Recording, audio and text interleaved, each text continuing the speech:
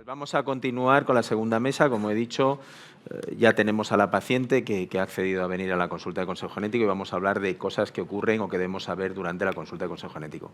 Vamos a empezar por Isabel Díaz Millán, que tengo la grandísima suerte de ser la enfermera que está conmigo en la unidad y que cuando se coge vacaciones pues nos entra todo un sudor frío en la consulta porque realmente hace un trabajo brutal en la consulta, como nos va a contar ahora, y que yo creo que es un elemento vital en todas las consultas de consejo genético. Muchas gracias, Isabel, y cuando quieras.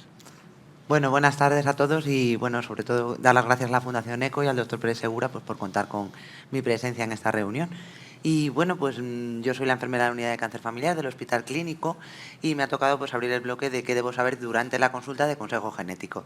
Sí que es verdad que mi ponencia está un poco a caballo entre las tres, pues porque yo lo que quiero es resaltar un poco lo que es la función de enfermería dentro de lo que son las unidades de consejo genético. Entonces es verdad que hay unas funciones que son colaborativas pues antes, durante y después, con lo cual alguna cosa pues ya se ha dado algún apunte y yo iré dando pues un poco lo que es el papel de enfermería en nuestra unidad y bueno pues cómo es el día a día de nuestra consulta. En primer lugar, pues había puesto un breve apunte pues eso, sobre lo que entendemos como cáncer familiar y ya sabemos que hay antecedentes personales, familiares, agregaciones de caso que nos sugieren que pueda haber pues un trastorno hereditario.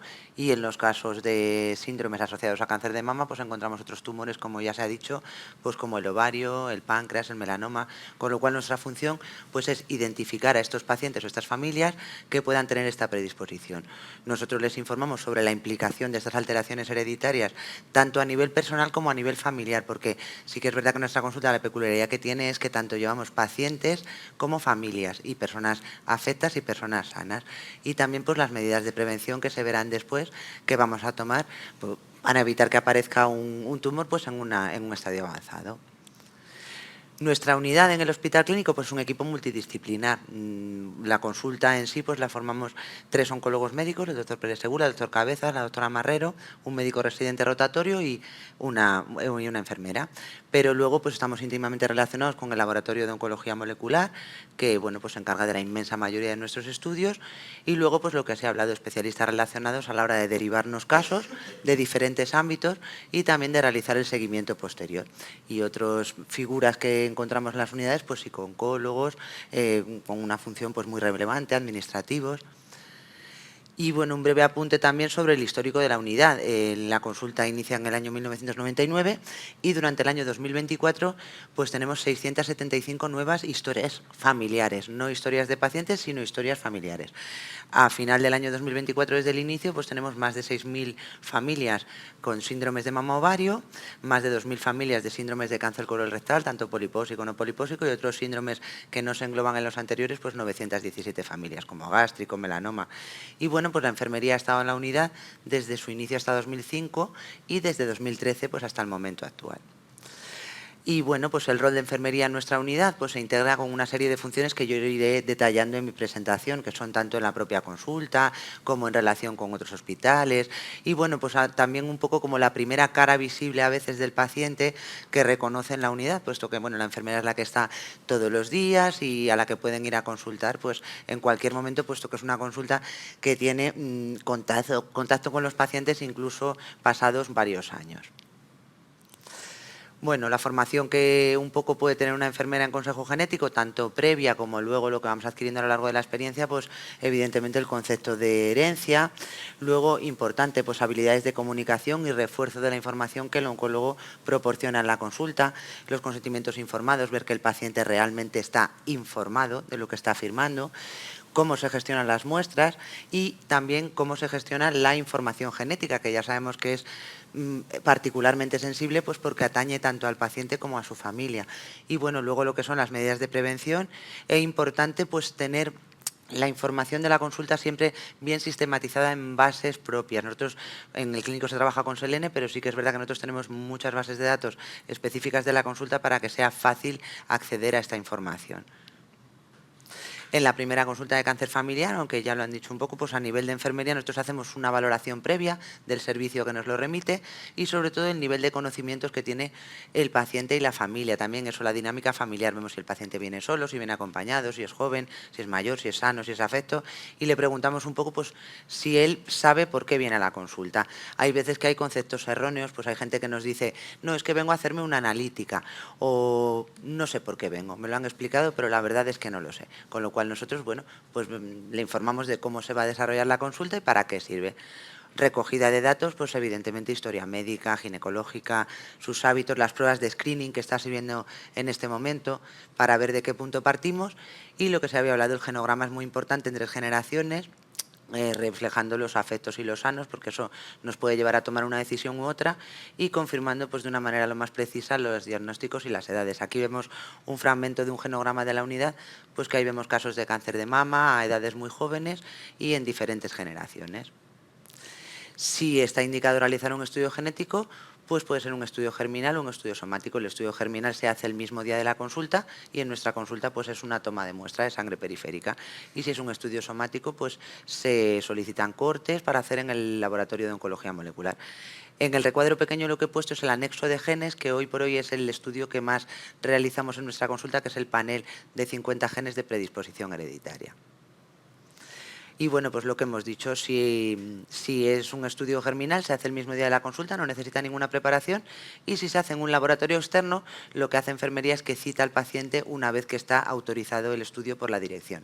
Verificamos los consentimientos informados, verificamos tanto que estén bien cumplimentados como que el paciente ha comprendido lo que está firmando, porque bueno, pues está el del estudio, si quiere ceder su muestra a biobanco y demás, entonces pues les informamos, vemos realmente si ha comprendido pues eso lo que está firmando. Y lo que decíamos antes, valoramos la prioridad del resultado por si es necesario hablar con el laboratorio y que ese resultado se tenga de la manera más preferente posible.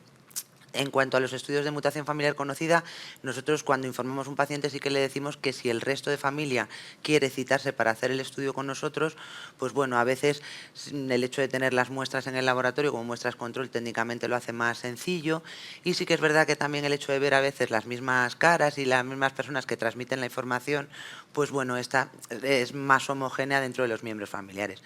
Lo que habíamos hablado antes, en el caso de menores, deberían firmar ambos progenitores, ¿vale? Si es menor de edad, aunque como se ha hablado, pues es preferible esperar para hacer este estudio si realmente va a producir una ansiedad y no se va a hacer ninguna prueba de prevención hasta más adelante. Y en nuestro centro pues tenemos el protocolo de doble extracción, que es extraer 2 muestras de sangre en 2 días independientes para confirmar el resultado. De esta manera pues se hace ese mecanismo de seguridad para evitar falsos positivos o falsos negativos. También se hace cuando aparece una mutación nueva en cualquier estudio y también se validan las 2 muestras. Lo que hemos hablado del consentimiento informado, pues enfermería, conocer estos modelos, informarle al paciente pues que puede revocarlo en cualquier momento si es que no, pues no lo sabe y bueno, pues archivarlo según los protocolos del centro. Y luego a la hora de preparar la consulta, pues tener siempre coordinación con el laboratorio para tener los estudios pues preparados a tiempo para la consulta junto con sus historias y su genograma. Lo que se ha hablado, resultados prioritarios, pues que comprometen decisión quirúrgica, actitud terapéutica y luego en las familias que hay una mutación conocida o estudios nuevos que están a la espera del resultado definitivo, pues sí que también se intenta tener pronto porque estos estudios a veces pues pueden producir ansiedad en la persona hasta que conoce el resultado. Y bueno, pues enfermería puede colaborar ya en el asesoramiento posterior, por eso decía que es un poco a caballo, bueno, pues lo que es los protocolos de seguimiento, colaboración con el oncólogo y conocer esos protocolos porque el paciente luego puede contactar con nosotros a lo largo del tiempo para plantearnos diversas dudas. También pues valorar posibles obstáculos en que el paciente cumpla las recomendaciones correctamente. A veces pueden ser por parte del propio paciente, bueno, pues porque sea poco cumplidor, incluso porque le dé miedo, pues lo que hablábamos antes, estudios en pacientes que se han hecho muy jóvenes y a lo mejor dicen, pues no voy a hacerme las pruebas porque me da miedo que, bueno, pues estar un poquito encima de eso, o de vez en cuando pues llamarles y demás. Y también, bueno, pues barreras que pueden encontrar a la hora de derivarse a otros centros que muchas veces son barreras burocráticas. Y también importante valorar posibles alteraciones psicológicas a lo largo del tiempo porque lo que decimos, les transmitimos esa información, al principio la reciben, mucha información, luego en su casa le dan vueltas y bueno, pues a veces necesitan citas sucesivas o incluso ayuda profesional porque luego tienen que implementar esa situación en su día a día. Y luego respecto a educación sanitaria, pues lo que habíamos hablado, insistir en hábitos saludables, pues no decirle, oye, tengo una mutación, me va a tocar sí o sí en algún momento, no decirle, oye, tú puedes poner de tu parte porque supone una importante reducción de riesgo incluso en familias portadoras. Y bueno, pues las recomendaciones de seguimiento que las cumplan de la manera más rigurosa y que consulten al especialista ante nuevos síntomas, o sea, que no haya una sensación de falsa seguridad de decir, como el estudio es negativo, no tengo ningún riesgo, ¿vale? Y nosotros sí que es verdad que a las enfermeras les decimos que cada vez que haya cualquier cambio en la familia, cualquier nuevo caso, que vuelvan a contactar con nosotros porque siempre hay que reevaluar la familia, aunque no se vaya a dar ningún asesoramiento distinto, pero siempre hay que volver a valorarla. Luego nosotros damos cobertura a otros hospitales en la comunidad también, tanto a nivel de paciente como de muestra. Damos cobertura a los pacientes del Hospital Central de la Defensa, del Niño Jesús, que se citan igual que nuestros pacientes, y las muestras pues, del Hospital de la Princesa y del Hospital de Henares se realizan en nuestro laboratorio de oncología molecular y luego los resultados se envían a su centro correspondiente. Y luego los pacientes que por libre elección contactan con nosotros para ver cómo se pueden derivar, pues también les asesoramos para que tengan esa puerta de entrada abierta. Si es un estudio que se hace en un laboratorio externo y que necesita su trámite previo, pues se verifica que esté autorizado, que esté toda la documentación, se prepara pues evidentemente las muestras en contenedores apropiados, protegidos y según los protocolos del laboratorio. Y bueno, siempre miramos un poco los plazos que nos ofrece el laboratorio para tener los estudios terminados de cara a luego citar los pacientes en esos plazos. Y luego, bueno, pues lo que es la actividad en consulta, lo que hablábamos antes, enfermería sí que es verdad que actualiza mucho porque es una consulta que, bueno, que es muy dinámica y que la información sucesiva pues puede ser a lo largo de los años, con lo cual nosotros tenemos nuestras propias herramientas para sistematizar esa información. Y por último, bueno, pues enfermería puede ser la primera vía de acceso, lo que hablábamos, porque a veces es la cara visible de la consulta, pues mantener una actitud empática con esos pacientes que pueden ser también afectos sanos, cercanía, disponibilidad. Todo lo que nos comenten, pues transmitirlo al oncólogo y volver a reevaluar las familias, estar formado pues para gestionar algunos casos que nos puedan suceder y en nuestro caso pues el correo es la herramienta indispensable.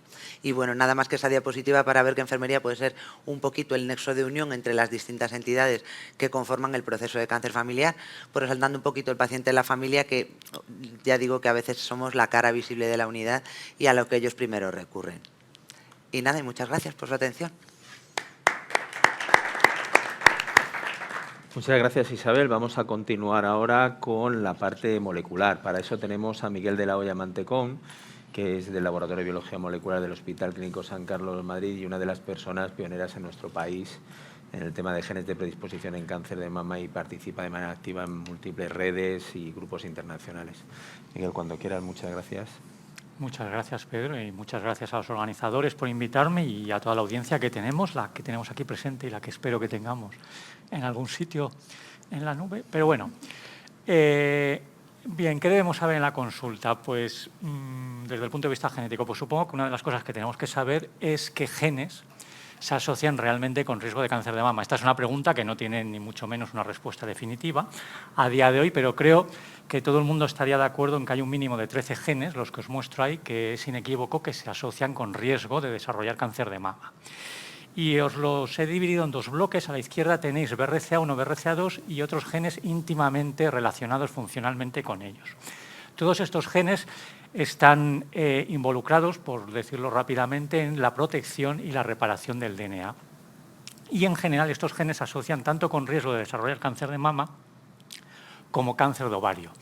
Las excepciones, si queréis, son BART1, que hasta donde yo sé nos asocia con riesgo de desarrollar cáncer de ovario, y BRIP1, que os lo he puesto ahí en gris, porque hasta donde yo sé nos asocia con riesgo de desarrollar cáncer de mama. Pero bien, en general esos genes se asocian con cáncer de mama y ovario. Y en la parte derecha os he puesto un grupo de genes que no necesariamente su manifestación clínica más relevante es el cáncer de mama, no necesariamente se relacionan con reparación del DNA, aunque muchos de ellos sí se relacionan, como ATM, OCHEK2 o TP53, pero otros en absoluto.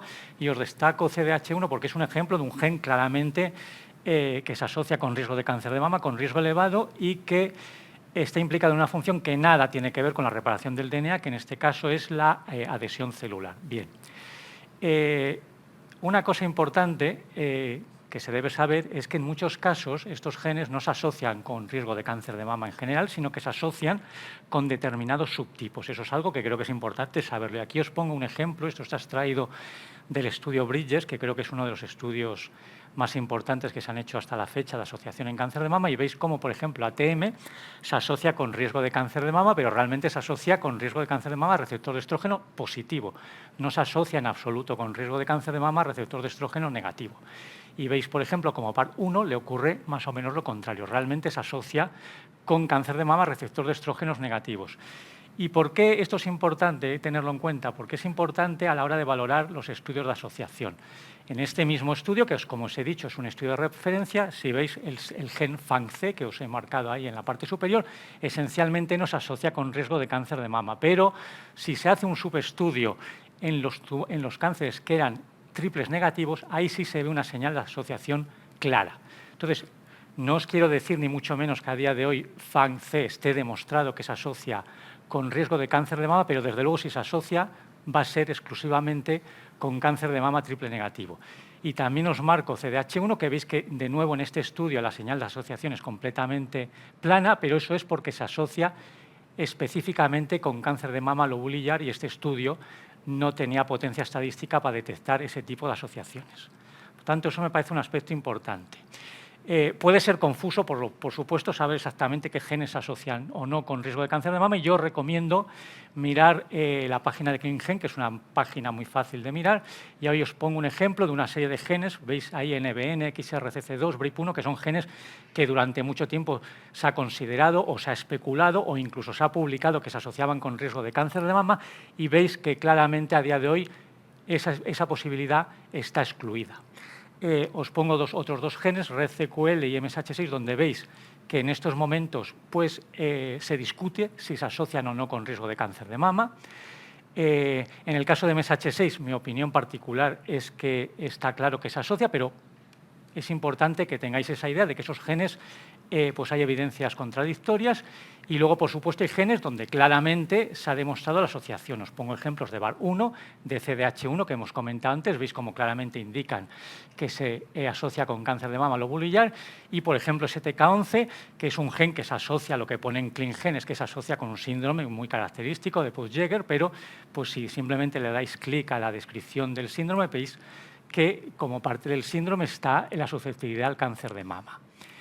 Bien, pero en la consulta supongo que lo relevante no es saber con gen se asocia, sino con qué nivel de riesgo se asocia. Y tenéis que saber que tenemos estimaciones de riesgo para muchos de estos genes, pero desde luego la calidad de las estimaciones varía mucho en función del gen y, por supuesto, las estimaciones hechas con mayor precisión son en BRCA1 y en BRCA2. Os pongo las estimaciones para cáncer de mama a la izquierda, dos de los estudios que considero de referencia. Os he marcado en esas rayitas horizontales en color amarillo y rojo, son los niveles de riesgo intermedio o elevado según la definición de NICE, que es una definición como otra cualquiera, pero bueno, estamos hablando de un riesgo del 17% a lo largo de la vida para riesgo intermedio y por encima del 30% para riesgo elevado, y veis que en los dos estudios claramente tanto BRCA1 como BRCA2 son genes de riesgo elevado, pero veis que las dos estimaciones de riesgo son muy distintas. ¿Y por qué son muy distintas? Pues por la primera se ha hecho en mujeres portadoras de mutación que se han identificado en familias, es decir, con múltiples antecedentes de cáncer de mama, mientras que la de abajo, con estimaciones muy inferiores, está hecha en la población general. ¿Y qué quiero decir con esto? Pues lo que quiero decir es que el riesgo en una persona individual se va a mover más o menos entre esos dos niveles, y lo que está reflejando es que el riesgo, incluso en mujeres portadoras, no está determinado exclusivamente por la presencia de la mutación.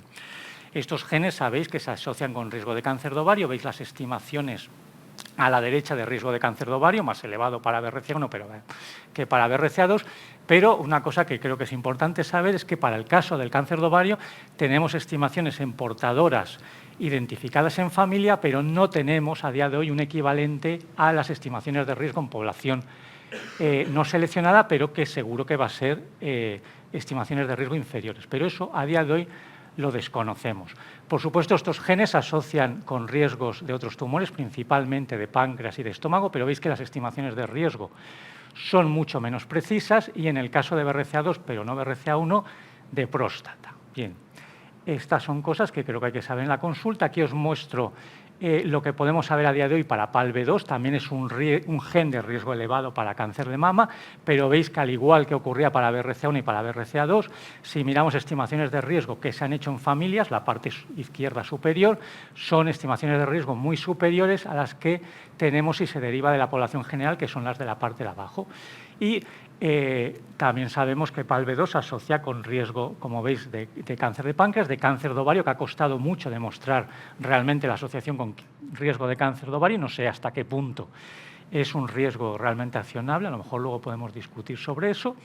Y ya el último ejemplo que os pongo de estimaciones de riesgo es para RA51C y D, que me parece interesante porque sabéis que durante muchos años se demostró su asociación con cáncer de ovario y a muchos nos ha quedado un poco en la cabeza esa idea de que son genes de riesgo de cáncer de ovario, pero si veis las estimaciones de riesgo, en realidad el riesgo de cáncer de mama es muy semejante al de cáncer de ovario o superior. Lo que ocurre, el riesgo absoluto estamos hablando, lo que ocurre es que si os fijáis el riesgo relativo, es decir, el riesgo comparado con el riesgo de cáncer de ovario o de mama en la población general, que es la línea esa que os he puesto de color verde o esmeralda o como lo veáis, pues realmente el riesgo relativo para cáncer de ovario es muy superior y por eso la asociación se detectó mucho antes. Pero el riesgo absoluto es muy semejante. Bien. Pero, por supuesto, en la consulta, realmente más que interesarnos el riesgo medio que confiere la alteración en el gen que sea, nos interesaría saber o querríamos saber el riesgo que confiere la variante patogénica concreta que tiene esa persona.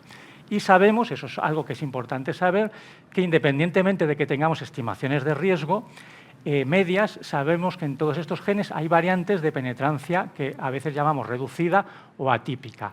A la izquierda os pongo un ejemplo de una variante concreta en BRCA1 que tiene penetrancia reducida respecto a las variantes patogénicas típicas en BRCA1, es la curva que veis azul, pero que claramente se asocia con riesgo, de hecho con un nivel de riesgo intermedio. Si queréis, es una variante en BRCA1 patogénica, pero que se asemeja en lo que se refiere al riesgo a una variante en ATM, por decir algo.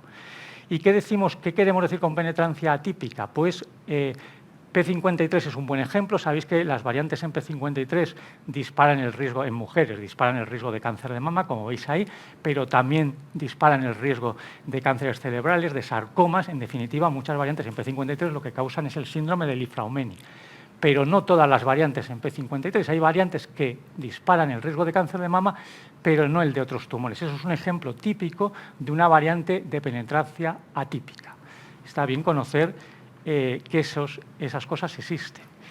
Y una cosa muy importante, por supuesto, estamos hablando de variantes pues, que se han clasificado, y aquí os pongo el ejemplo, el sistema de clasificación que podemos considerar de referencia hoy en día, que es el sistema de clasificación que proporciona ClinVar, y es un sistema que sabéis que está basado en las guías ACMG, guías ACMG que se especifican por un panel de expertos para cada uno de los genes individuales, se aplican y al final tenemos las variantes, lo que os pongo a la derecha, clasificadas en las 5 categorías que conocéis, de patogénicas, probablemente patogénicas, benignas, probablemente benignas y de significado incierto, y veis que aparece con las 3 estrellitas, que quiere decir que ha pasado por todo este proceso estandarizado. Pero bueno, ¿por qué os digo esto? Porque a día de hoy, y esto es lo importante que quería transmitir aquí, esas variantes que os he dicho de riesgo intermedio o atípico, cuando las pasamos por este sistema de clasificación, no sabemos dónde clasifican. No sabemos si clasifican como patogénicas, con el peligro potencial de que sobreestimemos el riesgo, si clasifican como benignas, con el peligro potencial de que infravaloremos el riesgo, o si clasifican, que a día de hoy sería lo mejor que podría pasar, en mi opinión, si clasifican, o sea, si no se clasifican, si quedan como variantes de significado incierto. Pero eso es importante que lo tengáis en mente. Y otra cosa muy importante, y esta ya es la última diapositiva, es que, ya se ha comentado aquí, pero aún en portadoras de variantes patogénicas en estos genes, esas variantes patogénicas no son el único determinante del riesgo. Entonces, ya se ha mencionado un poco, o por lo menos de manera tangencial, el modelo Boadicea aquí, que es lo que os pongo a la izquierda.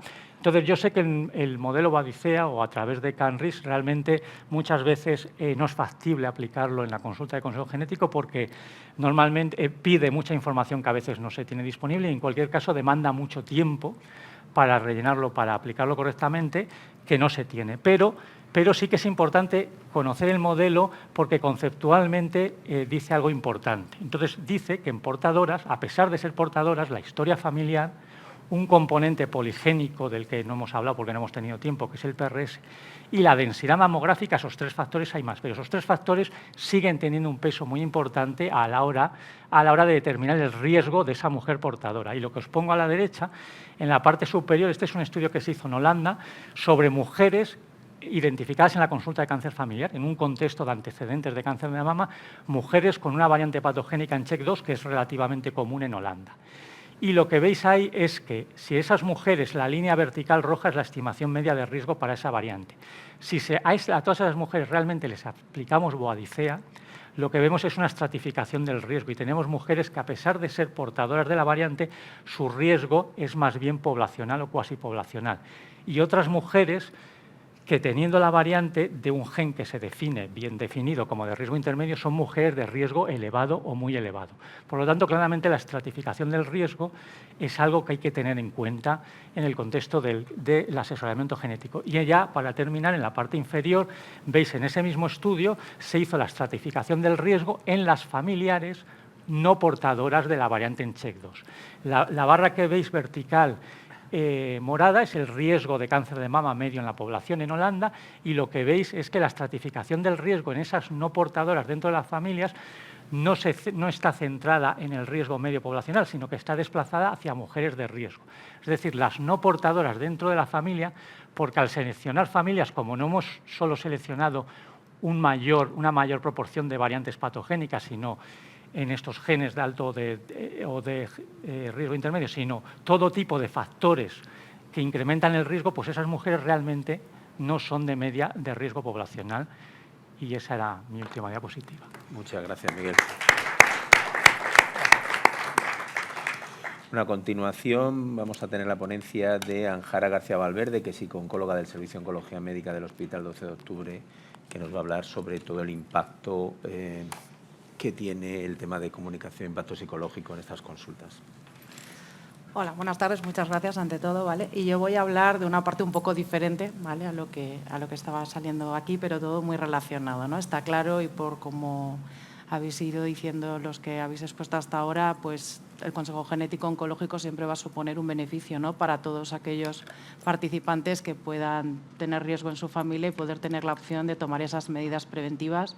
Pero tenemos que contar también que durante todo ese proceso, a nivel emocional, ocurren muchísimas reacciones emocionales que van a interferir en el proceso, ¿no?, y que van a dificultar un poco pues la puesta en marcha de todos esos recursos que el paciente puede tener.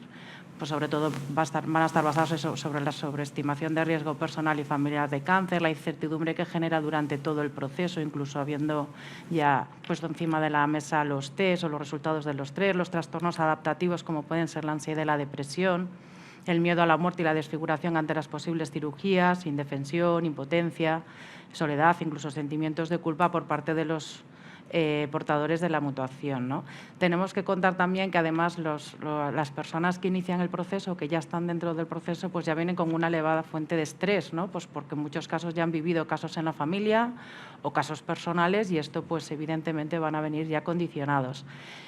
Uno de los aspectos que más relevancia tiene dentro del impacto psicológico es la percepción de riesgo que se tiene de desarrollar la enfermedad, ¿vale? Y esta va a influir un poco en cómo se adapta al proceso de comunicación y cómo posteriormente nos adaptamos a las posibles medidas preventivas posteriormente.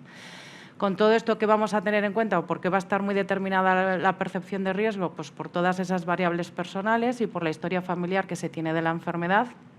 Y de cara a una buena toma de decisión que van a ocurrir en vuestras consultas, pues es importante tener pues, algunas variables sociodemográficas en cuenta, ¿no?, que algunos ya han salido aquí. Pues la edad y el número de hijos. Está claro que las personas jóvenes o con niños pequeños siempre van a tener más interés en iniciar el proceso de consejo. El sexo. Vemos pues, que las mujeres son reveladoras de información genética y que siempre suelen tener un papel muy activo con respecto a a iniciar el proceso. La historia familiar de cáncer, si está claro que en la familia hay muchos casos, pues siempre va a haber mucho más interés en querer saber y en realizar las medidas. El propio estatus de la enfermedad, pues la mayoría, en Consejo Genético vemos que la mayoría de los participantes con un diagnóstico previo de cáncer es alta, con lo cual refleja mucho la motivación de las familias de cara a querer ayudar a esas otras personas o otros familiares que no están afectados, ¿no? El riesgo percibido y incertidumbre, que la incertidumbre es algo que forma parte durante todo el proceso, aún habiendo acabado resultados, sobre todo si hay resultados inciertos, como hablaré más adelante, y el mayor riesgo percibido se considera al inicio del consejo, pero también cuando es momento de decidir algún tipo de cirugía o algún tipo de tratamiento quimiopreventivo. Las obligaciones familiares también van a condicionar mucho el estar a cargo de algún personal anciano, algún enfermo, tener niños pequeños, pues son factores muy determinantes de cara al inicio y a tomar las medidas, y finalmente los factores emocionales, ¿no? Siempre la ansiedad, la preocupación y cualquier malestar de poder desarrollar la enfermedad pues va a determinar un poco pues el inicio de todas las medidas específicas. ¿Qué es una parte muy importante de todo esto y qué ha salido? Pues el cómo se transmite todo esto, ¿no? El cómo se comunica dentro de la consulta, pues todo esto, ¿no? Está claro que la percepción va a estar de riesgo está muy influida por la manera en la que se presenta la información y por la dificultad del participante de entender esa probabilidad y esa heredabilidad, ¿no? Es por eso que es muy importante que exista ese asesor o esa guía clínica que explique muy bien pues, las implicaciones que tienen todos los resultados y que quede claro que ellos han podido entender todo esto, porque para ellos muchas veces es chino lo que les estamos contando, ¿no? Se han quedado ahí en ese shock de, Dios mío, puedo desarrollar cáncer, y no ven más allá. Tenemos que contar que esta comunicación, durante todo el proceso de comunicación, va a llevar a dificultades bastante complicadas y a esa incertidumbre constante, ¿no?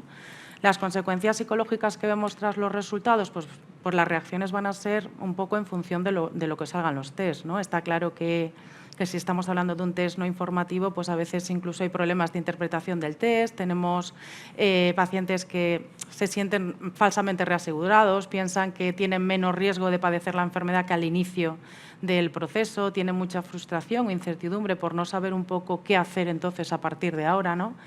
Y sí que es importante que se les explique antes del inicio de los test que esta opción puede ser real, ¿vale? Porque para ellos les va a ayudar a minimizar esa incertidumbre y no quedarse con tanta angustia si este resultado se llega a dar. Las consecuencias de un test positivo en personas que no han sido diagnosticadas previamente, pues en positivo vamos a ver esa reducción de la incertidumbre y de la mortalidad y morbilidad por la aplicación de las estrategias, y esa oportunidad de poder informar a nuestros seres queridos de la existencia de la mutación y de la disposición del Consejo, ¿no? para poder participar. Negativo, pues bueno, el distrés, como hemos hablado de distrés de pérdida de autoestima, ansiedad, depresión, ese aumento ante la preocupación de desarrollar la enfermedad, los riesgos y los costos de screening de toda la parte de las medidas preventivas, los posibles problemas de pareja y de familia que ocurren, ¿vale? Ante el tener que tomar decisiones, y la culpa, ¿no? de poder transmitírselo en nuestros genes a nuestros hijos, como habéis dicho. La consecuencia de un test negativo en personas con familiares con test positivo, pues bueno, aquí evidentemente es el alivio que se supone, ¿no? La reaseguración y la reducción se me quita todo el miedo de que no voy a desarrollar la enfermedad. También el evitar un poco toda esta parte de todas las medidas que habláis innecesariamente, y ese alivio, ¿no? de cara a los que tienen hijos, el poder aliviarles de ese riesgo. En negativo, pues a veces sí que vemos que tienen como, bueno, pues menos consultas, ¿no? Antes tenía como un seguimiento muy exhaustivo y ahora de repente, como no tienes esa probabilidad, pues parece como que todo se empieza a espaciar y les cuesta un poco el adaptarse a una vida sin ese riesgo, aunque suena un poco raro. También es frecuente que veamos la culpa del superviviente, ¿no? Es como, bueno, yo he podido salir negativa, a mí el resultado me ha dado negativo, pero a mi hermana le ha dado positivo, ¿vale? O a mi hermano. Entonces, esto va a provocar muchísimas alteraciones en las relaciones familiares, ¿vale? Las consecuencias de resultado positivo en personas que previamente han sido diagnosticadas de la enfermedad, evidentemente, pues la eliminación de incertidumbre total, porque el diagnóstico ya le tenemos, es un poco la puesta en marcha de todas esas alternativas profilácticas que vosotros sabéis bien, y la oportunidad incluso de informar, pues eso, a otros familiares sobre la existencia de esta mutación y la disponibilidad del Consejo Genético para empezar. En negativo, pues bueno, también todos esos riesgos y esos costos de todas las pruebas de screening y el distrés, ¿no? De ansiedad, de depresión, de preocupación acerca de la enfermedad, de los sentimientos de culpa por ser portadores y transmitírselo a nuestros hijos, incluso discriminaciones sociales y laborales, ¿no? Es como yo ahora no me puedo permitir y voy a tener un problema laboral.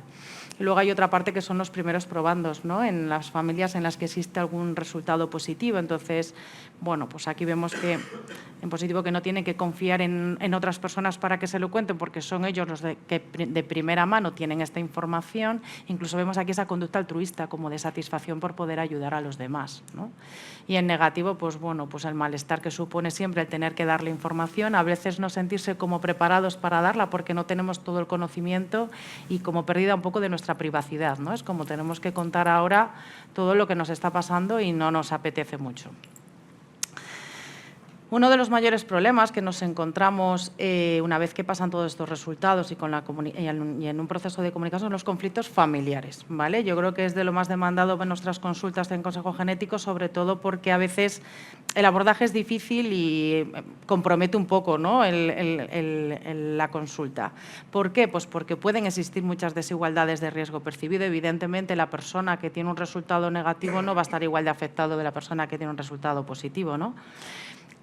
Aparecen muchas reacciones emocionales y psicológicas, pues simplemente el riesgo elevado de poder desarrollar la enfermedad, en algunas personas lo viven como algo totalmente traumático, ¿vale? Entonces, aquí hay muchos malentendidos y disputas entre ellos sobre el significado de las pruebas y lo que hay que hacer, ¿no?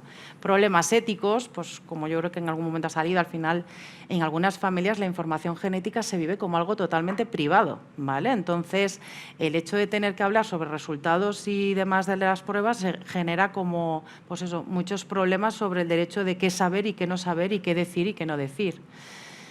La responsabilidad compartida, pues está claro que si uno de los progenitores pues, es portador de la mutación, siempre entre los padres va a haber ese sentimiento de incertidumbre en cuanto a responsabilidad compartida en los hijos, diferencias entre las opciones de prevención y tratamiento, porque no todas las personas que se someten a las pruebas ni manejan las mismas edades ni son del mismo sexo, con lo cual no son las mismas medidas, ¿no? Y esto a veces cuesta mucho entenderlo. Y el impacto en la dinámica familiar, ¿no? Las reacciones ante los resultados va a provocar mucha falta de cohesión familiar y, sobre todo, los conflictos van a surgir si la percepción sobre el manejo de salud y la percepción de riesgo no coincide, ¿vale? ¿Qué va a ayudar en estos casos? Pues va a ayudar el prestar apoyo emocional, en ocasiones individual y en otras ocasiones a nivel familiar. También se hace para hablar de todas esas tensiones, de todas esas emociones que están surgiendo, de todos los resultados y de todas las pruebas. Que exista esa orientación genética, como ha salido aquí, de esa guía práctica, ¿no? En la que el participante se entere bien de lo que implican los resultados, ¿vale? Para que luego no haya malos entendidos y puedan abordarlo bien. Que exista sobre todo la comunicación abierta y no crítica, y súper importante, que nosotros mucho insistimos, que se respeten las decisiones personales. Yo entiendo que se tienen que comunicar resultados, pero también es verdad que hay que respetar lo que el de enfrente quiere hacer o no, ¿vale? No todos estamos obligados a hacer lo mismo y está claro que aquí va a haber muchas diferencias a la hora de abordarlo. Habrá algunos que se quieran someter a las pruebas, otros no, unos quieran compartir los resultados, otros no, unos quieran hacerse unas cosas y otros otras, o sea, y al final sí que es importante que se respete, porque luego va a ser más fácil el adaptarnos al proceso. A nivel emocional, ¿eh? En cuanto a la evaluación psicológica y el diagnóstico, pues las variables que normalmente nosotros trabajamos en consulta es la capacidad cognitiva que tiene la persona para la toma de decisión, ¿vale? La sintomatología ansiosa depresiva, los pensamientos evitativos e intrusivos con respecto al desarrollo de la enfermedad, las ideas irracionales que se tienen con respecto a la percepción de riesgo, porque de verdad que hay muchas ideas irracionales, la presencia de ideación autolítica, evidentemente, todas las estrategias de afrontamiento y las expectativas de los resultados que se tienen y la adherencia, por ende, a todas las medidas de seguimiento que se van a hacer, la valoración del clima familiar y de los recursos sociales y los sentimientos de culpa que pueden aparecer de los portadores de la mutación. Los 3 cuestionarios que normalmente trabajamos y que están validados pues son el cuestionario general de salud y la escala de preocupación de cáncer y la escala de eventos vitales.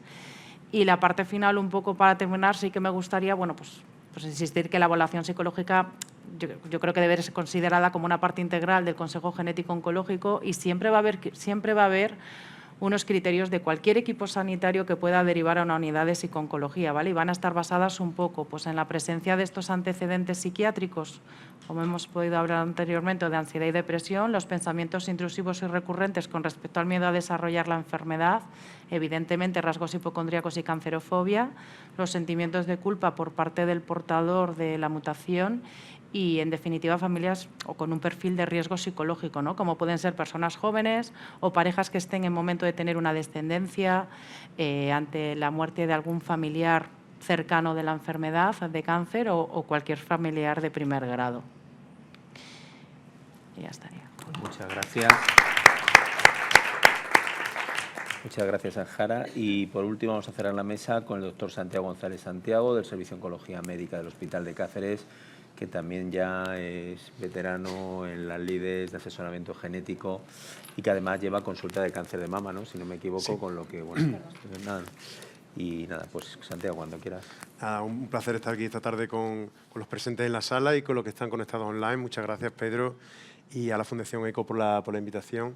Y bueno, vamos a abordar qué es lo que hay que saber durante la consulta de consejo genético. Este es el... Oh, ¿dónde tengo que apuntar?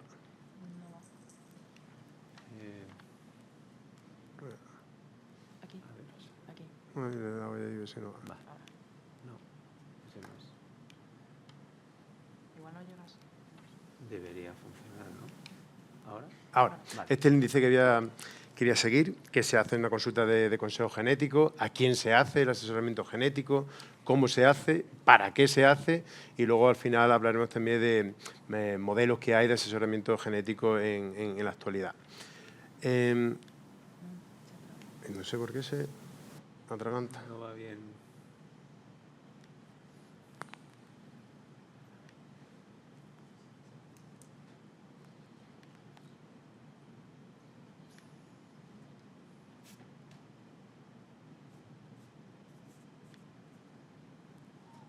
O pasarme a la siguiente diapositiva, si no. No es por estar ahí, ¿no? A ver, déjame seguir dándole yo desde aquí.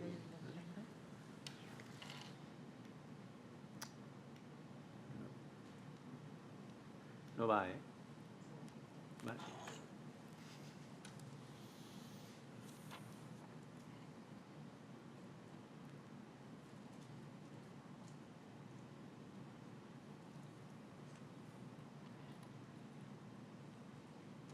Bueno, mientras lo van poniendo, evidentemente lo que se hace cuando entra el paciente a la consulta de consejo genético, y eso ya se ha mencionado, es pues, que se lleve una idea de qué papel juega la herencia en lo que es el riesgo de desarrollar cáncer, ¿no? Que en términos generales está en torno al 10%, y esa cifra ya quita un poco de miedo, ¿no? Todo el que entra a la consulta muchas veces piensa, a mí quién me ha mandado, porque seguro que lo que tengo es hereditario, ¿no? Y a mí siempre me gusta dar esa cifra de entrada, ¿no? Luego se hace el árbol genealógico, que bueno, tiene que contener como mínimo 3 generaciones y se va apuntando pues, la edad, el tipo de cáncer, pero hay diferentes tipos de árbol genealógico. Por ejemplo, este no se lleva al mismo tiempo que este otro, ¿vale? Entonces, bueno, hace falta tiempo, que es algo que repetiré varias veces a lo largo de la charla en este tipo de consulta, más que en una consulta de oncología al uso, ¿no? Luego se evalúa el riesgo, ¿no? En función de esos antecedentes, se valora el árbol, que es una herramienta fundamental para hacer una buena estimación del riesgo y ver si cumple algún criterio que nos haga sospechar un síndrome de cáncer hereditario, cáncer de mama y ovario hereditario, síndrome de Lynch, etcétera, ¿no? Y a mí me gusta plantearle siempre la figura esta de los 3 escalones a los pacientes, de qué riesgo tienen de ser portadores de una mutación, si está en un riesgo bajo poblacional, riesgo intermedio o alto riesgo, ¿no? Y para eso pues, nos basamos en las características clínicas, en los antecedentes familiares, pero también existen programas informáticos de predicción como este que os comento aquí de BRCA Pro, y vamos a indicar hacer estudios genéticos en aquellas familias donde ese riesgo es más alto. Se habla de modelos de herencia, de penetrancia. No es lo mismo hablar de genes de alta penetrancia, como puede ser BRCA1, BRCA2 o PALB2, donde el riesgo acumulado a lo largo de la vida de desarrollar cáncer de mama pues, se sitúa por encima del 50%, que genes de penetrancia moderada o intermedia, como CHEK2, ATMs, ATM donde ese riesgo es más bajo. Y bueno, se discuten pues, los beneficios, las limitaciones y las posibles consecuencias de realizar la prueba genética. Eso que también se ha comentado, que vengo a hacerme la analítica. No, viene usted a un asesoramiento y ya veremos si se cumple el criterio o no para hacer el estudio genético. Estudios genéticos, bueno, han ido evolucionando mucho a lo largo del tiempo. Hemos pasado a hacer gen a gen, genes individuales, y ha supuesto un cambio de paradigma el uso de los paneles, ¿no? Aquí os presento, por ejemplo, este estudio con 35.000 mujeres en el que se usó un panel de 25 genes, y eso permite duplicar el número de familias en las que encontramos una alteración. Si os fijáis ahí en el diagrama circular, pues considerando las BRCA1 y BRCA2 mutadas, al añadir el panel de genes, doblamos el número de familias en las que descubrimos una mutación y, por tanto, podemos llevar a cabo medidas de prevención. Y una parte fundamental es contener todo esto en el consentimiento informado. Muy importante porque, según la Ley de Investigación Biomédica de 2007, el consentimiento tiene que ser expreso y específico y por escrito para la realización de un análisis genético. Entonces, esto no se nos puede pasar por alto y debe contener, pues, al menos la información que os reflejo ahí, ¿no? La finalidad, las personas que tendrán acceso, advertir de que pueden aparecer descubrimientos inesperados, la implicación que puede tener para los familiares y luego, bueno, el que esté garantizado que haya un consejo genético que explique al paciente las consecuencias de los hallazgos, ¿no? Bueno, pues luego viene la hora de dar los resultados, que pueden ser positivos, negativos, variantes de significado incierto, como ha comentado Miguel, que nos complican bastante la vida, y por último, hacer unas recomendaciones de seguimiento de cirugía profiláctica. En definitiva, como podéis ver, en la unidad de cáncer hereditario pues, se llevan a cabo muchísimas tareas, y eso explica que requiera un tiempo pues, normalmente mayor que para una consulta normal de oncología.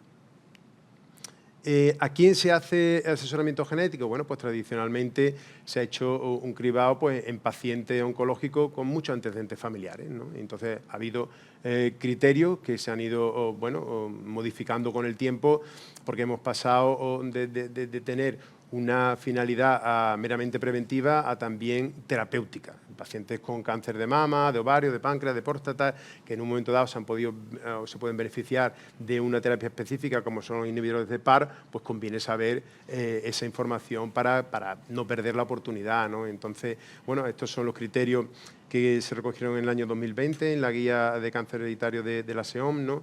Y bueno, se recomendaba hacer estudios genéticos si no había más casos en la familia y había una mujer con cáncer de mama y cáncer de ovario a la vez, o el cáncer de mama se había diagnosticado antes de los 40 años, o era un bilateral con el primero diagnosticado antes de los 50, o el cáncer era un triple negativo diagnosticado antes de los 60, en todos los casos de cáncer de ovario seroso de alto grado, si había una mutación somática con una frecuencia alélica alta, y en los casos de cáncer de mama metastásico, en los que se podía considerar la terapia con inhibidores de PAR, ¿no? Si luego había más de 2 casos en la familia, bueno, pues que por lo menos los 2 se hubieran diagnosticado antes de los 50 años, o que hubiera un caso de varón. Si había 3 casos, bueno, ya habría el abanico a cáncer de próstata o cáncer de páncreas.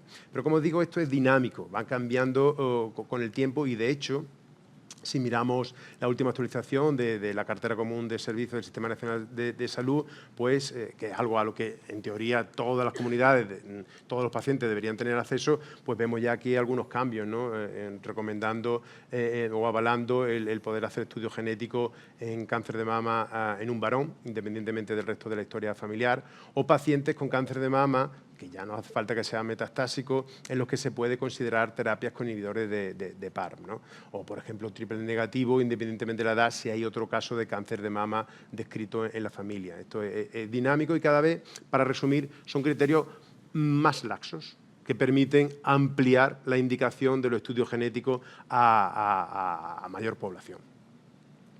¿Cómo se hace el asesoramiento genético? Bueno, pues hay que hablar del riesgo relativo, ¿no? Que, como sabéis, la probabilidad de que ocurra un fenómeno cuando la variable predictora, en este caso la mutación, está presente respecto a cuando está ausente, ¿no? y clasificamos los riesgos en las portadoras pues en función de la penetrancia del tumor, del riesgo que otorga a lo largo de la vida. Si ese riesgo relativo es mayor del 5, cosa que pasa en genes como PRCA1, PRCA2 o PALB2, pues hablamos de penetrancia alta, penetrancia intermedia, cuando ese riesgo relativo está entre 2 y 5, como los genes, el riesgo que otorgan los genes ATM y CHEK2, y penetrancia baja, menos de 2, bueno, pues aquella que confiere diferentes polimorfismos, ¿no? Entonces, como veis, la cosa se complica cada vez más, entran más agentes en escena y ya no es hablar de la diferencia entre BRCA1 y BRCA2. Hay genes de penetrancia moderada en los que hay que hacer cosas diferentes. No vale meterlos todos dentro de la misma caja y de, bueno, pues aquí, venga, a todos le planteamos por igual cirugía de reducción de riesgo o el mismo seguimiento con resonancia. No, hay que individualizar. Está todo dentro del síndrome de cáncer de mama y ovario hereditario, pero no es lo mismo tener una mutación en PRIP1 que en ATM o en BRCA1, ¿vale? Y eso es algo que debemos dejar bastante y explicar bastante bien a las pacientes y a los profesionales en la consulta y a los profesionales que luego van a seguir atendiendo a estas pacientes, ¿no? Tenemos herramientas que se han mencionado aquí en las que apoyarnos, como CanRix, que se basa en el modelo Boadicea, que no solo tiene en cuenta la existencia de esa mutación que uno ha heredado, sino factores personales, ¿no? Que también se ha introducido ya, pues, bueno, la edad de la menarquia, la edad de la menopausia, la densidad mamaria, y con ello pues, se clasifica el riesgo en 3 escalones, ¿no? Bajo, moderado y elevado. Y esto nos ayuda a hacer un seguimiento, un cribado, un screening más individualizado en cada paciente, acorde a su riesgo individual, no meterlas todo dentro del mismo saco, sino intentar individualizar, bueno, pues si está más recomendado hacer la cirugía de reducción de riesgo o no, si la prueba de imagen tiene que empezar a una edad o podemos dilatarlo, etcétera, etcétera, ¿no? Y esto es una herramienta importante. Y también se explica pues, la diferencia que hay entre una mutación somática, que es aquella que está solamente en el tumor y por tanto no se puede heredar, de la mutación en línea germinal, que quiere decir que también está en el resto de las células del organismo, incluidas las células sexuales, y por eso se puede heredar y pasar de una generación a otra, ¿no? Entonces, cuando tenemos una frecuencia alélica alta, que ahora mismo se ha establecido el umbral en torno a un 30%, puede ser orientativo de que la mutación pueda existir a nivel germinal. Y esta información cada vez se va a usar más porque se hace estudios de NGS somática y ya viene directamente esa información al oncólogo en la consulta y le tiene que saltar bueno, pues, la bombilla de que, cuidado, aquí la frecuencia alélica es alta, hay que descartar que esto sea también germinal y, por tanto, hereditario.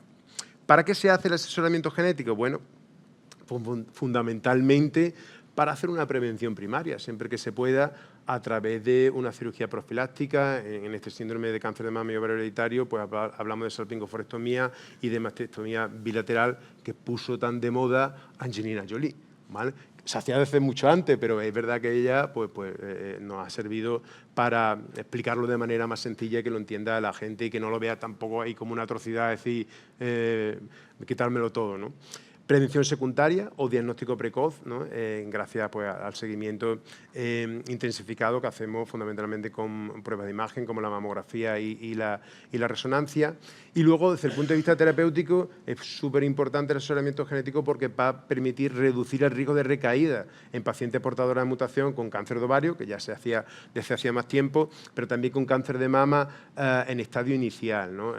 A tenor de los resultados del estudio Olimpia que comentaremos un poquito más adelante.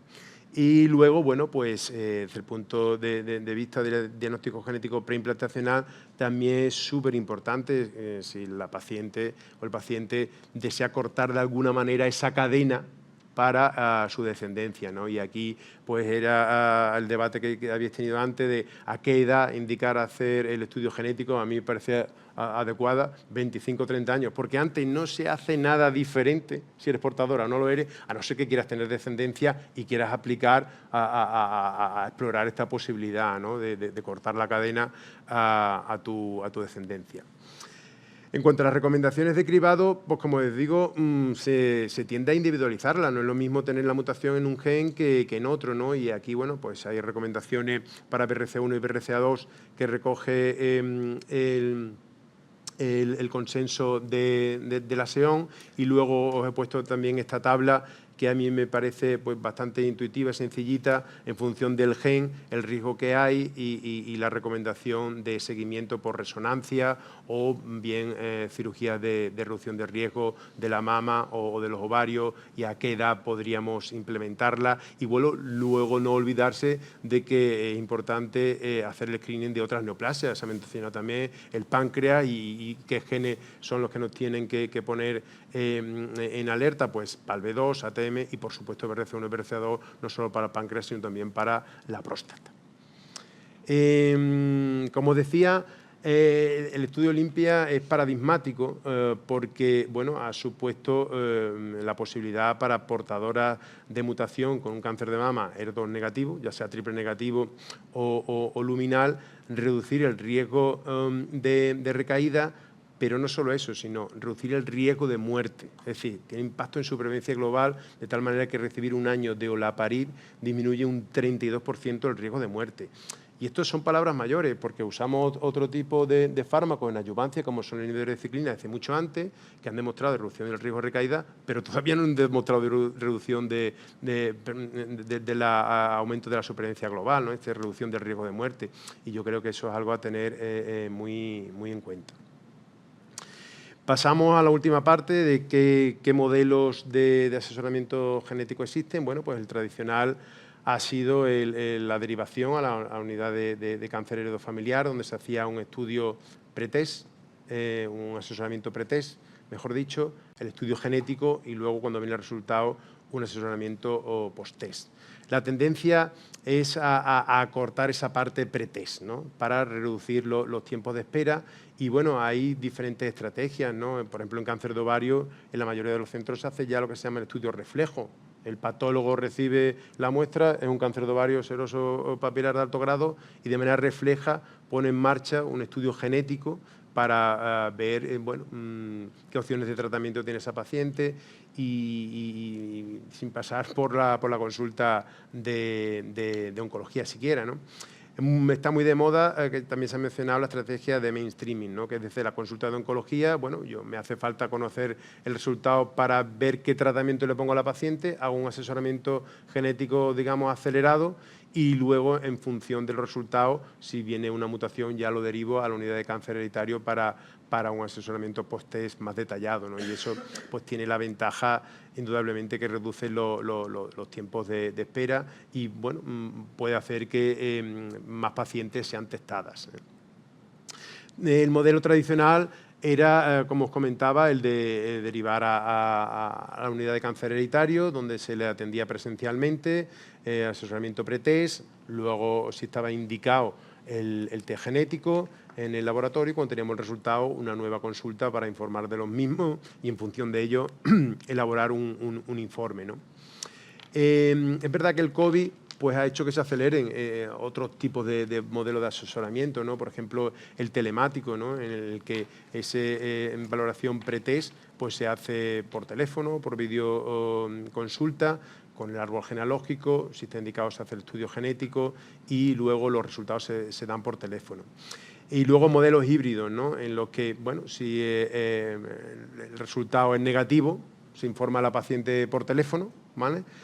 O telemáticamente, y si es positivo, que tiene muchas más implicaciones, pues ya sí que se tiende a citar a la paciente presencialmente, pues para asegurarnos de que entiende perfectamente todas las implicaciones, ¿no? Y, por ejemplo, en nuestro centro, este modelo híbrido es el que desarrollamos en la actualidad, ¿no? El modelo mainstreaming, pues desde la consulta de oncología se hace ese asesoramiento pretest, se firma el consentimiento informado, se toma la muestra de sangre y luego ya cuando viene el resultado, si es positivo, se manda a la unidad de cáncer hereditario y ahí, digamos, se hace el árbol genealógico, la consulta post-test, se amplía a los familiares que haga falta, etcétera, etcétera, ¿no? Por ejemplo, en este estudio de cáncer de ovario, pues este modelo demostró que se estudiaron al 95% de las pacientes que pasaron por esa consulta y que el tiempo medio para disponer de resultados fue muy corto, tan corto como 21 días, ¿no? Entonces, claro, cuando hay una decisión terapéutica por medio, esto es importante. Hay otros modelos, incluso online. O sea que esto se va a ir desarrollando. En Estados Unidos ha estudiado si hay alguna diferencia entre la consulta telefónica presencial. Parece que la telefónica no es inferior. Un 18% son los que la rechazaron y con unas características particulares, pacientes mayores, con mayor distrés, ansiedad, depresión, que se sometían a paneles más amplios, en fin, pero parece que los tiros van por hacer el asesoramiento pretest lo más rápido posible. Y como conclusiones, pues yo diría que el asesoramiento genético es un proceso de comunicación con el paciente y con los familiares que aborda la predisposición hereditaria al cáncer desde la óptica tanto de la prevención como desde el tratamiento, que los criterios de selección de pacientes para estudios genéticos evolucionan al compás de los recursos técnicos, como son los paneles y también terapéuticos, como son los inhibidores de PARP, y que por lo tanto se requiere una actualización periódica de las guías clínicas.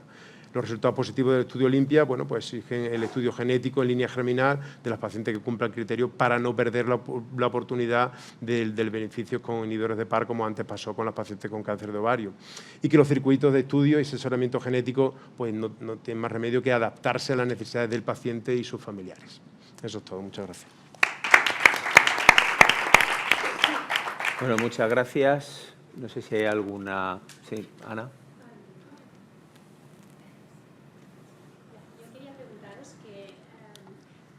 Alguna vez en alguna ocasión hemos tenido, si los dos progenitores son portadores de una mutación en el gen BRCA, entiendo que pueden tener un niño afecto o una niña de anemia de Fanconi. Y entonces que este gen tendría una implementación de herencia recesiva.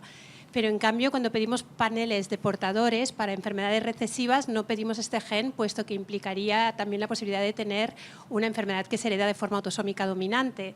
Y esta sería mi primera pregunta, que ¿por qué no se incluyen en los test de portadores? Y la otra pregunta, los de la anemia de Fanconi, los genes no es otro que el BRCA, que aquí me he perdido un poco. Sé que puede pasar, pero no sé por qué. A ver, no sé si he entendido bien la pregunta. Hay muchos genes de anemia de Fanconi. BRCA2 se descubrió muy tarde que era un gen de anemia de Fanconi, de hecho hay muy pocos casos descritos en el mundo. Y BRCA1, de hecho, hay aún muchos menos casos. Solo combinaciones muy concretas de variantes en los dos alelos son compatibles con un desarrollo embrionario y con anemia de Fanconi. Es decir, la mayoría de las combinaciones de alelos de BRCA1 y BRCA2 son letales. Entonces, primero, es un caso ultra excepcional, porque literalmente hay decenas de casos o menos en el mundo conocidos. Y siempre se dan cuando un alelo es un alelo nulo, es una variante que realmente inactiva completamente la función de BRCA1 y BRCA2, y el otro tiene una actividad residual. Pero si los dos alelos son nulos, eso no es compatible con el desarrollo embrionario. De hecho, ahora hay proyectos que precisamente lo que buscan es identificar casos de anemia de Fanconi debido a BRCA1 y BRCA2, porque esos casos van a ayudar a interpretar el alelo que no es nulo, es decir, a clasificar la variante que hay en ese alelo. No sé si he contestado tu pregunta. Sí, pero entonces no lo pondría usted en un panel de test de recesivas, entiendo, porque si casi siempre va a ser letal. Sí, lo veo una situación... Es que los pacientes te lo piden, ¿eh? Muy excepcional. O sea, la veo una situación realmente excepcional. Hay una pregunta que hacen, yo creo que quizá está para Santiago. Dice, buenas tardes, tengo dos preguntas con respecto a pacientes portadoras en PALB2. De todas maneras, también a los compañeros de ginecología que están en la sala, también si se animan.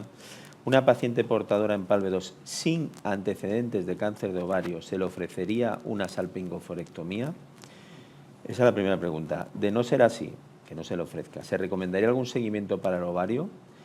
Y esa misma situación, pero si tiene antecedentes de cáncer de ovario, ¿cuál sería la actitud a tomar? Es decir, ¿cómo manejamos el riesgo de cáncer de ovario en una mujer PALB2 positiva? Sí, a ver, yo creo que es fundamental el árbol genealógico, como he dicho, y el sentido común, ¿no? La asociación de PALB2 con cáncer de ovario no está del todo bien establecida, pero es verdad que si en el árbol genealógico aparecen casos de cáncer de ovario, pues dices, pues esto no lo puedo pasar por alto, ¿no? Entonces, también depende de la edad de la paciente, ¿no? En un momento dado, todos sabemos que después de los 50 años, pues para poco tenemos los ovarios, ¿no? Si hay algún caso en la familia, yo no tendría ningún problema en que la paciente valorase hacer cirugía profiláctica. Si no lo hay, tampoco voy a insistir. De todas maneras, hay que diferenciar muy bien lo que es la cirugía profiláctica del ovario de la mama. El ovario no tiene nada que ver. El ovario es una cirugía de mínima invasión por la laparoscopia, un día de ingreso, al otro día te vas para tu casa con una cicatriz así de pequeña. Poco se pierde. La mama es el polo opuesto. Y luego también con la circunstancia de que las medidas de vigilancia no tienen nada que ver una con la otra. El cáncer de ovario es muy traicionero y no hay, bueno, pues un método eficaz ni por marcadores ni por prueba de imagen que te garantice que dentro de 6 meses no vamos a tener allí un ovario en estado avanzado. En el caso de la mama es totalmente opuesto. Tenemos la mamografía, la ecografía, la resonancia con una capacidad, una sensibilidad, una especificidad muy buena que nos deja muy tranquilos desde que hacemos una prueba hasta la siguiente. No sé si he contestado. Sí. Cógete el... Es que yo estoy microfonada, perdón. Que por alusiones, efectivamente, creo que en casos así muy concretos siempre el sentido común hay que meterlo como primera norma. Y claro, en una mujer que ya ha llegado no solo a su deseo genésico cumplido, sino que ya está en menopausia, tiene antecedentes de cáncer de ovario en la familia, es que en la balanza, como les digo yo siempre, que siempre trabajamos con una balanza, es mucho menos riesgo hacerle una anesectomía, no solo porque la técnica quirúrgica, ahora hablaremos un poquito de eso, no hay que trivializar, pero es una técnica bastante segura y de corta estancia y demás, sino porque es que el ovario es muy traicionero. La capacidad que tenemos de controlar y de hacer una prevención por técnica de imagen es muy limitada. Entonces yo creo que en esos casos, individualizando, a la llegada de la menopausia tiene todo el sentido el hacer una anesectomía. Miguel, bueno, Isabel, primero, has comentado que lo hacemos así en nuestra unidad. Cuando hay una mutación detectada en una familia, hacemos 2 extracciones, ¿no? Esto se recomendaba ya en los primeros trabajos, ¿no?, de asesoramiento genético de los holandeses. ¿Tú crees que eso es rentable? Es decir, desde el punto de vista de la generación, claro, más extracciones, más trabajo en laboratorio, en relación con los cambios que pueda haber, claro, porque al final lo hacemos. Es decir, ¿cuál es tu opinión? Que al final te encargas tú de mucha parte de esta. Si merece la pena o no hacer esas 2 extracciones. O nos quedamos con la primera y...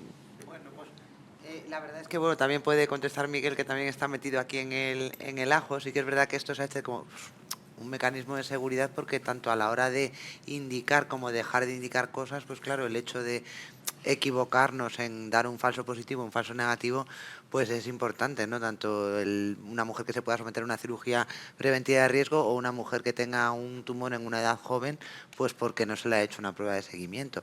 Entonces, es verdad que no hemos encontrado muchas discordancias en lo que son los estudios, también es porque tenemos un volumen muy amplio y ahora ya es verdad que se ha sistematizado mucho la cuestión de la doble extracción, ¿verdad? Y bueno, pues se hace... Y ha habido algún caso en el que se ha encontrado alguna discordancia, en el que se ha hecho una tercera extracción y bueno, se ha validado y demás, se ha confirmado. Y no es muy frecuente el hecho de encontrar una discordancia, pero bueno, mi opinión personal, no sé lo que impacta luego en el laboratorio también y tal, que quizás sí merece la pena el hecho de ser un poco más cauto pues a la hora de dar el resultado confirmado, sobre todo en mutaciones porque tienen una penetrancia muy alta y que pueden suponer luego después, pues bueno, una decisión que sea difícilmente solucionable. Yo también. Tú también. Vale. A ver, menos mal porque estamos en el mismo sitio y no tendríamos un problema. No, pero es importante tener claro que desde la extracción de sangre hasta que se da el resultado no tenemos una trazabilidad completa. Ya. No la tenemos. Deberíamos tenerla, pero siempre queda... A día de hoy no la tenemos y hay muchos procesos manuales. Entonces, pues lo que ha dicho Isabel, si realmente se encuentra una alteración que puede implicar cosas tan serias como una cirugía profiláctica, pues yo desde luego antes de hacer nada lo confirmaría en una segunda extracción. Por eso lo hacemos, ¿no? Por eso lo Pero hacemos, sí. que no es tanto por el volumen o la frecuencia, sino por el impacto que puede tener para una persona concreta, ¿no? Anjara, has estado comentando todo el plantel de cosas que pueden pasar, pero realmente, ¿cuál es el porcentaje de impacto psicológico grave en una consulta de consejo genético cuando se entiende que esa consulta ya son profesionales expertos, están formados, no alguien que no sabe, se pone... Es decir, realmente el porcentaje de personas que por culpa de la consulta, de la información que damos, le alteremos la vida. No, eso... no. Yo creo que sobre todo el impacto también viene muy influido en función de la experiencia personal que ha tenido con la enfermedad, ¿vale? Y sobre todo también el estilo de afrontamiento también que tiene cada persona, que no todo el mundo afronta las cosas igual, ¿no? Pero no por cómo se transmite, pero sí que la información se tiene que transmitir, es un hecho y es verdad que tiene que ser así, pero no es tan condicionante el impacto ahí para tomar decisiones. Sobre todo el mayor miedo que se tiene es en función de lo vivido, de la experiencia personal que tiene cada uno, o a nivel personal o a nivel familiar, vamos. Sí, nosotros solemos preguntar cuando vemos una paciente nueva qué percepción de riesgo tiene, pues antes de empezar, ¿no? Es decir, ¿qué piensas tú en cuanto a tu riesgo, ¿no? Normalmente la gente, en función de lo que tú dices, de lo que haya vivido, tiene una percepción brutal o bueno, me he venido aquí porque me han mandado, pero que yo realmente no consideraba que tuviese un riesgo, ¿no? No, incluso pueden sentir cierto alivio, ¿eh? O sea, el ir a la consulta para ellas también, o para ellos es una sensación de tener control de algo de la situación que no tienen de otra manera, ¿no? Entonces, el tener información es poder. Entonces, eso siempre ayuda de cara a una toma de decisión. Eso siempre. Yo lo que percibo es que muchas veces los pacientes vienen con la información un poco sesgada del profesional que lo ha visto antes, a lo mejor vienen con mucho miedo, ¿no? Con una expectativa, una percepción del riesgo quizás más alta, ¿no?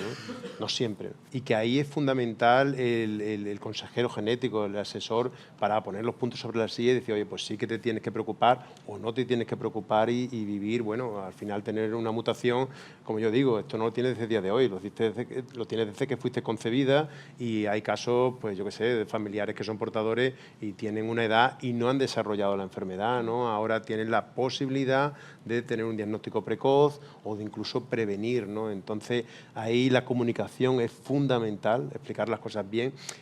Y más importante el comunicador que el canal de comunicación, porque muchas veces nos pensamos que por teléfono o por videoconsulta como que no vamos a cubrir esa expectativa y bueno, yo de la pandemia para acá lo voy viendo, que si echas el mismo tiempo hablando por teléfono que en presencia, la diferencia es muy poca, muy poca. Es más importante el comunicador que el canal de comunicación. No, y que exista también como un poco de seguimiento en cuanto a la información, porque hay veces que te vienen los pacientes a consulta y el primer día les cuentas todo y se quedan un poco como, sí, te escucho todo, pero no me he enterado de nada, ¿vale? Y no se atreven a veces ni a preguntar nada porque les da como apuro, ¿vale? Nosotros siempre insistimos en las consultas de, bueno, pues mira, apúntate todo lo que necesites porque vas a tener un seguimiento con esa persona y le vas a poder ir preguntando, ¿sabes? Porque a veces tienen como miedo hasta de preguntar. Y luego es fundamental también la formación, la educación no solo al paciente y a la familia, sino a los profesionales. Sí, claro. Esto que habéis comentado de que hay una tasa altísima de mastectomías bilaterales, porque muchas veces, pues bueno, sí, mutación, y no se puede distinguir si BRCA1, BRCA2, ATM, parece que otro especialista lo meten todo dentro del mismo saco y ya le advierten a la paciente que se va a tener que quitar todo, ¿no? En ese sentido, hombre, yo quizá creo que eso viene influido tantas cirugías de reducción de riesgo bilateral, porque al fin y al cabo no es lo mismo que tú tengas que entrar expresamente en el quirófano para eso, que decir, yo tengo un cáncer, tengo que entrar en el quirófano sí o sí, pues ya que me quedo más tranquilo si hago la bilateral, ¿no? Pero hay que distinguir qué riesgo otorga cada gen, porque si no nos podemos pasar de frenada. Sí. Es para toda la mesa, menos para ti, Miguel, creo que no va contigo, pero parte desde psico-oncología, ¿vale? Estáis hablando de comunicación y de formación, ¿no? ¿No creéis? El cáncer de por sí ya no lo miramos, y si lo tenemos lo tapamos hasta que lo afrontamos. Ya no te digo en el hereditario, que es como la cosa no va conmigo, ¿vale? Es decir, la gente le cuesta muchos no quieren ni saber si son portadores o no. ¿No creéis, insisto un poco en la evolución que está habiendo, es decir, ya cada vez, yo recuerdo cuando al principio no estaba ni casado, ahora tenemos casado y 2 hijos. ¿No creéis que desde psico-oncología deberíais hablar con profesionales, porque de verdad que sois el enlace, ¿vale? El enlace con la enfermedad siempre vais a ser vosotros los profesionales, desde enfermería, consejo genético y tal. ¿No deberíais empezar a promocionar que se hablen en las familias? O sea, que el ser portador sea algo normal, porque se tapa hasta que tiene 18 años y se la plantan delante y el regalo, como decía Pedro, es potente, ¿no? Entonces, creo que sería conveniente que empezarais a normalizarlo desde el primer momento que esa persona llega, ¿no? Y es algo a lo que creo que entonces, desde psico-oncología creo que se debería, no sé si hacéis cursos, sino desde aquí sabéis que hacéis cosas, pero es algo que podría ser interesante. Sí, lo que pasa que es verdad que nosotros no atendemos a todo paciente que tiene un diagnóstico oncológico con posibilidad de inicio de consejo genético, porque no daríamos abasto y somos muy pocos. Sí, con los profesionales sí lo trabajamos, en realidad. Lo que pasa que, bueno, también va a depender un poco de los tiempos y no es tan fácil luego en el día a día trabajar así, pero sí. Normalizarlo, yo creo que ya lo hacemos y con los familiares, con los pacientes que trabajamos en consulta, sí es cierto que nosotros tratamos de darle cierta normalidad a la enfermedad y los que tienen hijos lo preguntan siempre y te dicen ¿qué herramientas puedo hacer con mi hijo? ¿Cómo puedo hacerte? O sea, yo creo que eso sí que a día de hoy se hace muy bien. Por lo menos en las consultas que nosotros manejamos. Muy bien. ¿Quieres comentar? Sí, sí que es verdad que hay veces que en las familias, bueno, pues tienen preocupación con este tema y tal. También es un poco cuestión lo que habíamos hablado antes de encontrar el momento, que nos ha pasado lo que dice Pedro, que viene, pues, a mí, por ejemplo, un caso particular me pasó con una madre que lo hace con su buena intención de decir, tengo mucha ansiedad de saber mis hijos. Era un chico que tenía 20, 21 años y la chica tenía 18. Y era, pues eso, el 18 más 1 me voy a hacer el estudio. El chico sí, parece que estaba convencido de hacerlo, pero la chica, yo la verdad es que la estaba viendo vamos, que no, o sea, y bueno, pues explicándole un poco y tal, hablando con ellos antes de, y ya, pues tú quieres realmente hacer el estudio, la chica se echó a llorar amargamente, que no, y se marchó sin hacer el estudio y a día de hoy no han venido todavía. Entonces no sé también qué percepción, también yo creo que hay que ver un poco pues efectivamente la percepción de riesgo en las familias, no es lo mismo a lo mejor una familia que hayan tenido un contacto súper cercano con casos muy jóvenes, pues que hayan perdido pues a su madre joven o a una prima muy cercana, a una tía.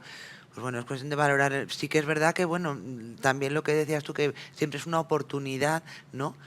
Eso sí que nosotros a veces lo decimos cuando salen, yo me pasa que sale de la consulta de Pedro, pues a veces lloroso, como diciendo, y también le dices, bueno, pues hay alguna no, pero no porque lo que tú le digas, sino porque hay gente que no, pues que a lo mejor no se lo espera, incluso sanos, ¿no? A lo mejor que de repente, pues se les viene todo encima, te piden otra cita para hablar con Pedro, pero no lo han entendido bien. Y bueno, pues le dices, pues es que esto a lo mejor con 30 años que tienes o con 35 no harías estas pruebas, ¿no? O sea, hacerlo ver desde el punto de vista pues que efectivamente es una oportunidad de prevenir, porque eso ya lo traes de serie, ¿no? Y tampoco puedes hacer otra cosa. Con lo cual, bueno, pero sí que es verdad que yo creo que todo es un poco hablar con la gente, pero a veces complicado, sí. Bueno, pues después de haberme dejado fatal, no. Vamos a pasar a la tercera mesa. No, es una broma. Muchísimas gracias a los ponentes, pero tenemos que seguir.